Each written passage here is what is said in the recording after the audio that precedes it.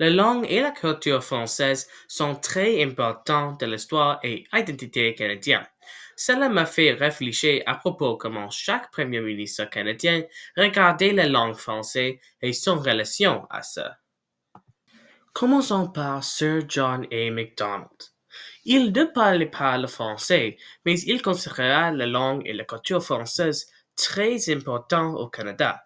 Il comprenait l'importance du français au Québec et a prononcé cette célèbre phrase: soyons anglais ou soyons français, mais surtout soyons canadiens. Pourtant, son ami, George Étienne Cartier, parlait français. Alexander Mackenzie. Il ne parlait pas le français et rien ne prouve que Mackenzie se souciait d'un droit de francophone au Canada. Son mandat était axé sur la définition de la nation, mais son politique n'indiquait qu'il se souciait de langue ou de culture française au Québec. John Abbott, premier ministre québécois, mais non francophone, fervent défenseur de l'élite commerciale anglophone du Québec. John Thompson, impliqué dans la question des codes du Manitoba qui a directement affecté le droit des Canadiens français. Il a également utilisé le français pour courtiser sa femme Annie Affleck. Mackenzie Bowell. Il avait une relation limitée et indirecte avec la langue française et était davantage préoccupé par les questions anglophones. Charles Tupper. Il parlait français et le licitait fréquemment. Il a étudié en français, mais son mandat corps à gouvernement l'empêchait de faire grand-chose. Wilfrid Laurier, le premier ministre francophone, était un ardent défenseur de la coopération entre les Anglo-Canadiens et les Franco-Canadiens. Il accorde le droit aux Manitobiens non anglophonés de fréquenter l'école et il inclut un service militaire volontaire que les Québécois ne voulaient pas faire. Robert Borden.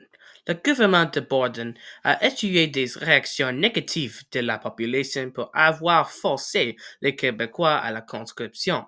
Il n'appréciait pas cette décision, car il ne rend pas l'accord en britannique. L'Ontario a tenté de mettre fin aux cours de français en école, mais Borden a refusé d'intervenir, ce qui a porté attention à sa réputation au Québec. Arthur Meehan n'a pas annulé les décisions de Borden sur cette question et a interdit l'enseignement du français en Ontario. William Lyon Mackenzie King. Il ne parlait pas français, mais comptait sur les politiciens canadiens français pour soutenir son gouvernement. Il présentait Ernest Lapointe comme premier ministre et reconnaissait l'importance de la culture canadienne-française. R.B. Bennett. Les billets de banque imprimés par la Banque du Canada sont devenus bilingues, démontrant ainsi un enseignement à reconnaître et à valoriser l'identité française au Canada, ce qui a conduit pour la première fois depuis 1911 à un soutien solide aux conservateurs au Québec. Louis Saint-Laurent, deuxième premier ministre francophone. Son père parlait français et sa mère anglais. Louis Saint-Laurent voyait francophones et anglophones cohabiter paisiblement au quotidien, ce qui influença ses opinions plus tard. John Diefenbaker. Il ne parlait pas français et n'avait qu'une connaissance limitée de la langue et de la culture française. Il négligeait les membres canadiens français de son caucus, nuisant ainsi à son soutien au Québec. Lester Pearson. Il a joué un rôle essentiel dans la promotion des droits des Canadiens français en créant la Commission royale d'enquête sur le bilinguisme et le biculturalisme et en défendant le bilinguisme officiel. Il croyait que depuis la Confédération, il existait un malentendu entre les Canadiens anglais et français. Il espérait être dans le dernier premier ministre bilingue, et même si certains premiers ministres que lui ont succédé ne le parlaient pas très bien, il le parlait bel et bien. Pierre Elliott Trudeau, troisième premier ministre francophone. Il a officiellement instauré le bilinguisme au Canada. Il parlait couramment le français, ce qui s'avérait un atout majeur pour un politicien dans un Canadien bilinguisme. Joe Clark. Clark a passé du temps en France pour améliorer son français et a suivi des cours de français tout en vivant en France, puis a fini par se sentir à l'aise pour répondre aux questions en français. John Turner. Il parlait à peine français, mais je n'ai vraiment rien d'autre à dire. Brian Mulroney, né dans le nord-est du Québec, sans maîtrise dans l'anglais et du français, allait sa vie décisive. Il décida de défendre le droit des Franco-Manitobiens, même si cela pouvait lui coûter des points politiques. Kim Campbell. Elle parlait français.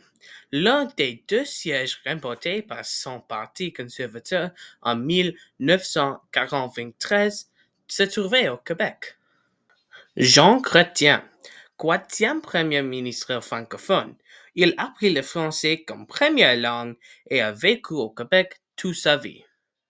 Paul Martin, il a reconnu la nécessité de la langue et de la culture française et parlait français.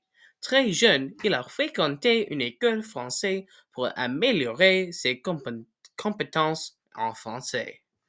Stephen Harper, autrefois opposé au bilinguisme, mais a un petit reconnu que connaître le français était un gage de victoire, même s'il ne le parlait pas très bien.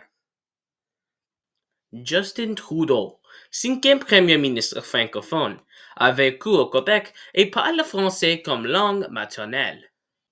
Mark Carney, il n'est pas très doué en français.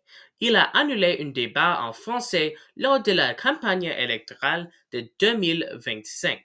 Malgré cela, les libéraux de Carney ont remporté 2 sièges au Québec lors d'élections de 2025 face au Bloc. Eh bien, chaque premier ministre canadien a son relation avec la langue française.